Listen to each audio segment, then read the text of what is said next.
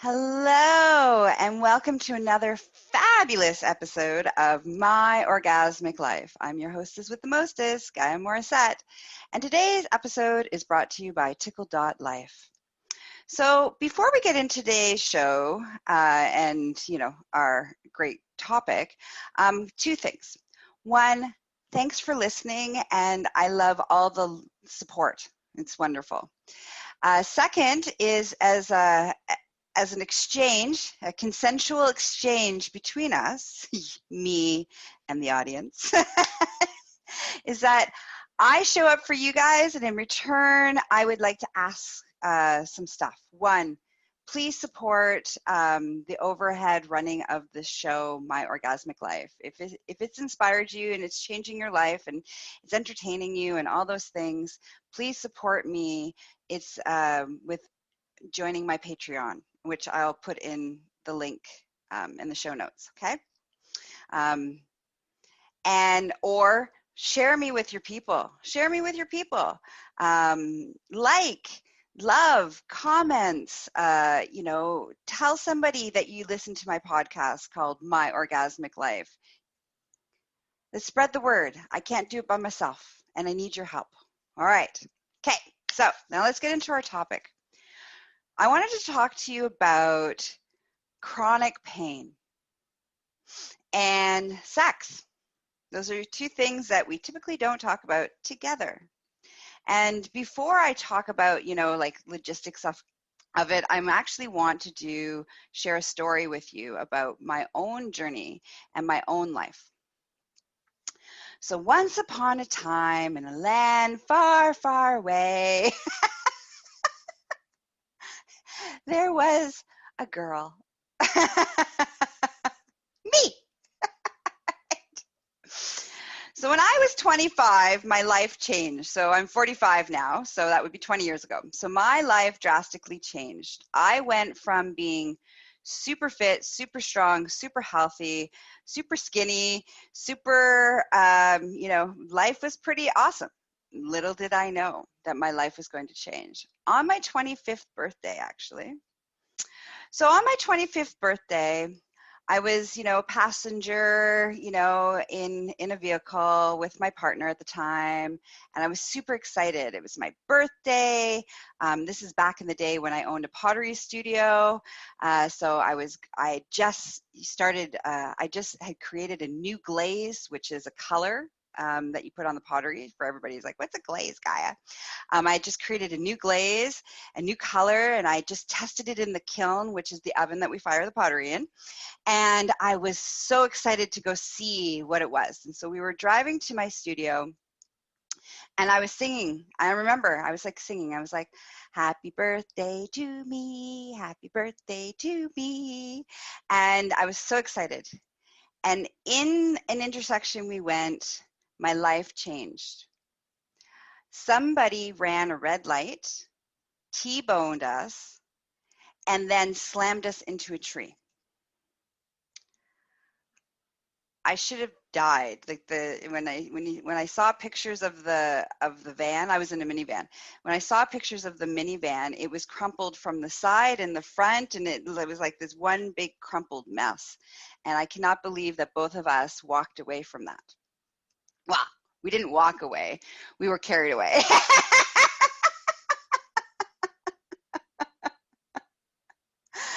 So, in that time, and I was knocked unconscious, right? So, yay. So I don't remember. Yay, that's awesome. So I woke up in the hospital, and I had no idea that my whole life was going to change. I went from being healthy and fit and capable and active to being bedridden, broken ribs, sprained every muscle in my body, whiplash, head injury, nerve damage in my knee. And so my road to recovery has been long. And one of the things that is a byproduct of that accident was that my life changed forever, because now my life was filled with pain. So little bit of warning. I guess I should have warned you before I started talking about my car accident. My bad. Anyways, if you are super triggered right now, or you've had a car accident, and you're like super anxious right now, let's just take some deep breaths together, okay? So let's just breathe in. You can do a Kegel if you want, if that helps to ground you. Breathe in through your nose, out through your mouth, in through your nose, out through your mouth. And one more. Breathe in through your nose, out through your mouth. All right.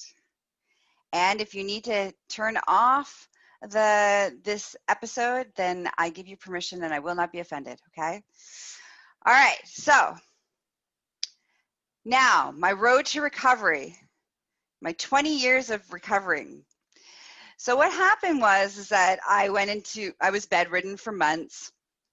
I couldn't brush my own hair. The recovery was a long recovery process, probably about a year before I was like somewhat functioning in the world. But I was told that I was going to have chronic pain for the rest of my life. And they have not lied. I was not lied. Rehab specialists were not lying. And how did this affect? So I want to backtrack before I get into how has this affected my life and how has this affected my sex life and all those things. But I want to talk about what happened right away with my sex life. So I couldn't do the things. First of all, I was bedridden, so there was lots of things that I wasn't capable of doing. And when I would go to the doctors, and so this is a really important part of how we don't think sex is really that important. When we're talking about health and wellness and we're talking about recovery, no one on my team thought it was important. They're like, you're alive. That's what you should be, focusing on. But what is a life without pleasure? What is a life without orgasmic possibilities? For me, that's not a life at all, me personally.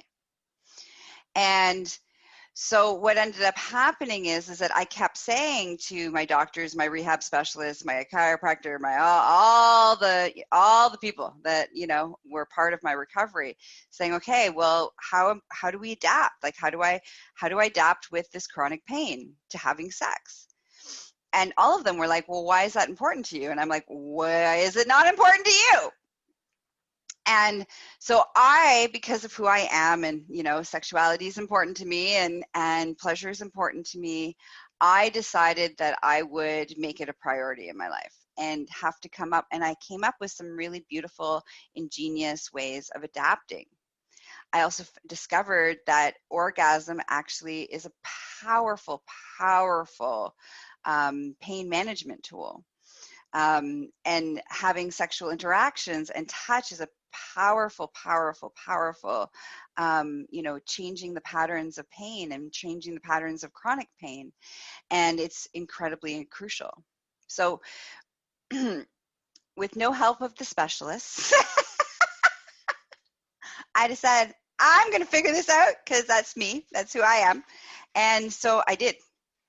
So what I found is that when I would have, there's a couple different things. So one, now my body's left, I have a new body, and my new body is left with a lot of pain. Especially in the beginning, it was constant pain. And my brain and the psychology around pain and the pain loop that I was stuck in would create more pain because I felt like I was always in pain. So therefore, I created more pain and I was stuck in this pain loop, which is horrible. For anybody who has chronic pain, you know what I'm talking about, is that horrendous pain loop that you get stuck in and you can't seem to pull yourself out of no matter what. And even the pain meds don't help with pulling yourself out of it. So I was like, okay, I'm going to attack this on different fronts. This pain, I'm going to live fully and completely and life, I'm going to be filled with life. I'm not going to be like, so the first one was I needed to find new pain management strategies so that I wasn't numb all the time. Because when I was stoned on heavy narcotics for the pain management, I was numb. Like I was numb. I was numb emotionally. I was numb physically. I couldn't find the joy. It distorted my cognitive abilities. So, you know, even though I had a brain injury and I had, you know, struggled with a head injury, I was in this fog. I was in this stoner fog. So it wasn't helping. It wasn't helping me to create new neural pathways. It wasn't helping me to find new ways to deal with the pain. It wasn't helping me. And so I was in a very, very, very dark place of despair and pain. So I was like, okay, let's figure out how do we do this. So the first thing was, I need hope and I need joy. In order for me to like recover, in order for me to, you know, live a life that's worth living, I need to find joy. And so I started ignoring all of my rehab specialists who told me that I shouldn't be doing anything. They're like, you can't go dancing. You can't do that. You can't do that.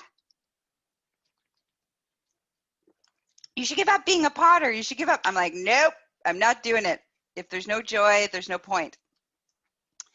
So, but what that would mean is I would have to learn to adapt. So if I wanted to go dancing, I would not dance like I used to because my body couldn't move like it used to. And I would dance a little bit and then I would rest. And then I would also know that for the next 5 days, I would be incapacitated. But I had that moment of 5 minutes of joy. So I started to apply that to sex. So there were certain things, because I had a neck injury, so oral sex was a problem because I couldn't seem to find a right position. So with a lot of exploring and a lot of experimenting with my partner at the time, you know, we found some positions that worked better. And for me, one of those positions was sitting and my partner standing. So I could give him oral sex. You know, when it came to receiving oral sex, because of my body and the pain and stuff, I would have to use props like pillows and other things to support my body so that I could just relax and enjoy the pleasure of receiving pleasure. When, you know, we would have intercourse, I would use a wedge and some other props and pillows to go underneath my belly or to prop underneath my butt so that my body could be supported. And, you know, we wouldn't have vigorous intercourse.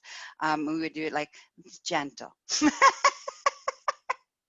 And toys became really a crucial part of finding ways in which to find more pleasure during these periods of time where my body was in a lot of pain. So how I had sex, like logistically how I had sex, started to change. And what aroused me started to change. And the nerve endings in my body that used to get me off had changed. So I had to find create new neural pathways of pleasure sensations in different parts of my body. I found that when I had an orgasm, that my body produced, I didn't realize it at the time until I did research afterwards, but my body was producing oxytocin, which is the same drug as, you know, Oxycontin, basically. So I'm like, okay, so instead of having to take my oxy, I could just have an orgasm. And that orgasm would last, you know, that pain management could last anywhere from an hour to like a couple hours, or sometimes all day, depending on how many times I had an orgasm. So I was like, okay, right on. So orgasm is one of my replacements for my drugs. And how I had an orgasm has changed too, because I used to say flail around like a jackass. Because when I used to have orgasms, especially, you know, in the beginning when I was, you know, still, you know, very much my body recovering, I couldn't, you know, do my normal orgasmic patterning. So I had to learn some new orgasmic patterning. And if you listen to any of my shows where I talk about patterning and why it's so important, this is one of them. So I had to learn new orgasmic patterning. Like one, when I would orgasm before the car accident, I would flail around.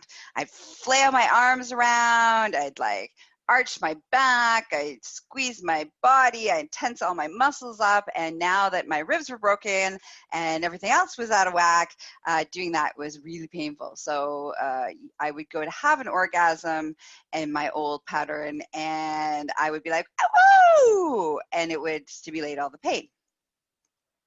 So I had to learn, I had to retrain my body, I had to relearn how to have different kinds of orgasms, orgasmic release, so that I could utilize that, not just for, pleasure, and not only for intimacy within my relationship, but also for pain management pieces. So we'll talk, if you're like, well, how do you do that? Then I highly recommend, not only have I done it for myself, but I've done it for many of my clients. So if you're struggling with this, you got an illness and ailment, pain, getting old, all these things that are happening, that it's hard for you to have an orgasm and you're continue in your old pattern and you want some support with that, reach out to me. Okay. You can reach me at succulentliving.com. Okay. So where was I? Oh, so the pain. So, and repatterning my orgasmic patterning. Also being able to communicate with my partner about, okay, I have a new body and we need to figure out new ways to please my body. And how do we work together as a team around what is sex and what is sexuality and what is sexual expression with each other? There was times where, I may not be able to have intercourse because I was in too much pain, but that didn't mean that we couldn't have oral sex. It couldn't mean that there couldn't be other pleasure possibilities. So that was one thing that drastically shifted in my, in my sexuality. The other was reclaiming pain. And so this is the piece where I started to drop into kink and BDSM. And both, at this point, finding ways in which I could have pain, but pain that I determined that I wanted to have in the way that I wanted to have it, and to attach orgasmic release to it. And so through rewiring, through, practice, through a bunch of other tools and techniques that I used to make this happen, I was able to get off, to have pain, to be able to be sexually aroused by that pain. And that reclaimed it for me. That was like, okay, pain doesn't have to be this numbing experience that I am just curled up in the fetal position crying on the floor, and that's what my life existed. Pain can be, I can learn to breathe into that pain. I can learn to disassociate from that pain. I can change the pain loops with using pleasure and using orgasm as as pain management. I learned that I could lean into the pain and actually from the pain itself get off. There was all these different ways that pain and that car accident changed my life. But 20 years later, I have the best epic sex life ever. I have different lovers. I have a harem of lovers. I explore different aspects of human sexuality. Let's see what else. I'm so orgasmic that my whole body has capacity for orgasmic release. Which it was easy for me to have orgasms before I had the car accident, but now I'm like an orgasmic goddess because I've learned that there's so many different ways to have orgasmic release, and I needed to learn that because I had to change my pattern in order to deal with the pain that was in my body and my body's limitations.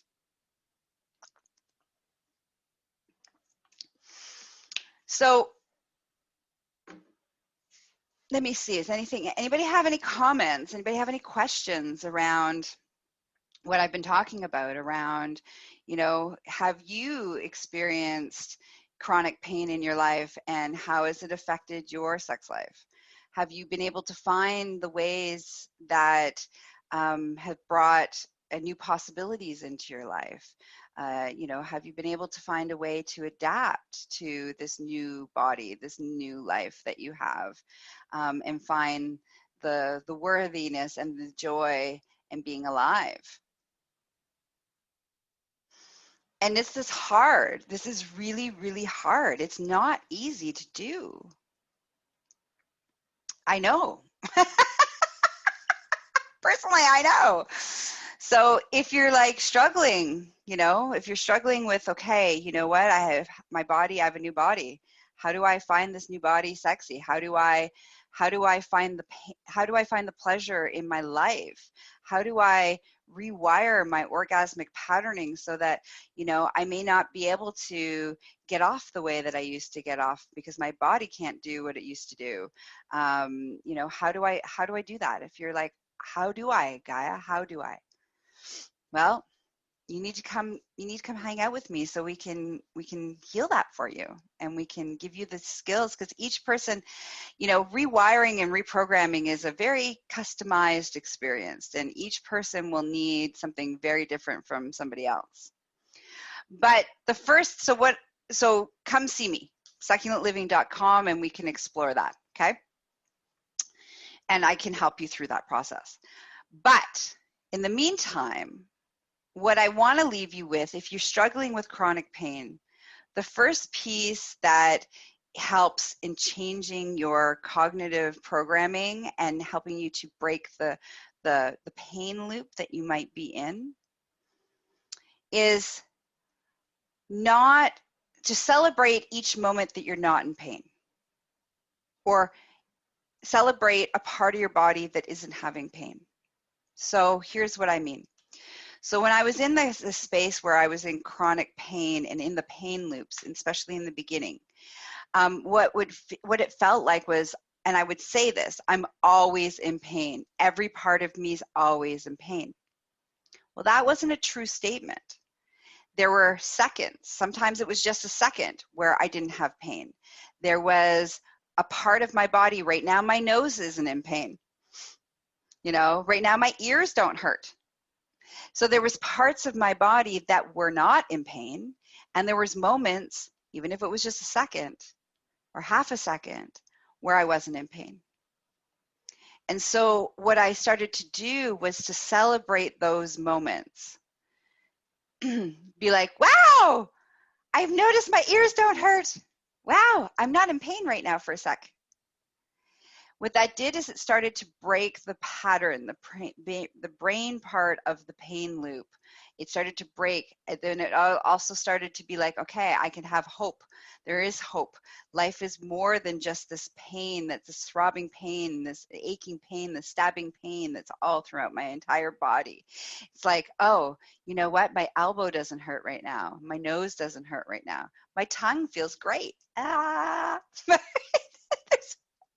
And I dropped into those moments, and the more I could drop into those moments, it helped to offset and pull me out of the pain loop and see other possibilities. Because when you're in the middle, especially when you're in a pain outbreak, when you're in that pain, there is nothing but survival. You are just trying to survive in that moment. And when you're in survival mode, your cognitive abilities to adapt, to change, to make a different choice, all you want to do is, it feels like you just want to die in that moment. This feels like the only out in that moment. Or get highly stoned, like highly medicated, so you don't care about the pain, like to numb out. And when you're in that numbed out state, you can't make new choices. You can't use new tools. There's no way that you can lean into having an orgasm when you're in that space. And yet having an orgasm will help alleviate the pain. So that's what I want to leave you with, is just to start that process of just being able to say, celebrate the moments that you are not in pain. Celebrate the moments that you are not having to struggle. There's a part of your body that doesn't hurt. It may be your eyebrow. That's maybe the only part of your body right now that is not in pain, but it's not in pain. So celebrate that, because that also does, when we move into the celebration, there's all sorts of biochemicals that are being released in our bodies that help with pain management, help to offset the pain that's in your body, that's going on throughout your body. Oxytocin being the biggest one. So we want to celebrate. The more we celebrate, the less pain we will feel. Doesn't mean that you don't have pain, and it doesn't mean that the pain isn't real, and doesn't mean any of those things. It just means that you can use some other tools to break the cycle so that you can live a more enjoyable life that is filled with pleasure and celebration and joy, and not misery and suffering and just pain, pain, pain. And I say this because I know it to be true. I know it can happen. I know on a soul level of my own personal journey around pain and pleasure and sex. So I hope this was inspirational. I hope you gained something from this. Please remember to, support the show, support My Orgasmic Life. And you can do that in many ways. Become a Patreon member to help to offset some of the financial costs of running the show, as well as getting all sorts of exclusive content and all sorts of bonuses that you only get as being a Patreon member. My thank you for supporting the show, financially supporting the show. You can share My Orgasmic Life with your friends, your peeps. You can download and listen on all of your podcasting platforms like Spotify, Apple, Google, all of these places. All right. So I lovingly invite you to support me, support My Orgasmic Life, especially if this has inspired you. The other way in which you can show up is that you can share it with your peeps. Send me testimonials, I love to hear messages about how an episode has transformed you or made you think in a new way or inspired you in a particular way. Send me those messages. I want to hear from you guys. How is this benefiting you? How are you enjoying My Orgasmic Life? Does the show touch your heart and inspire you in a particular way? All right, that's it. That's all. I love you all. So, and thanks for listening and hanging out with me. You can hang out with me more. These are the ways you can hang out with me more. You can hire me for coaching. You can come take an online course, which I have I think 12 or 13 of them. They're all awesome. You can, take a course, coaching, invite me on to your show if you're a guest, or if you have your own show. If you think you might be a really good fit for My Orgasmic Life to come and be a co-host with me about a particular topic, then reach out to me. You can find me at succulentliving.com, as well as for all your BDSM needs, you can find me at empressgaia.com. Have a juicy, delightful day, and may it be filled with pleasure moments and pleasure possibilities. Bye-bye. Mwah!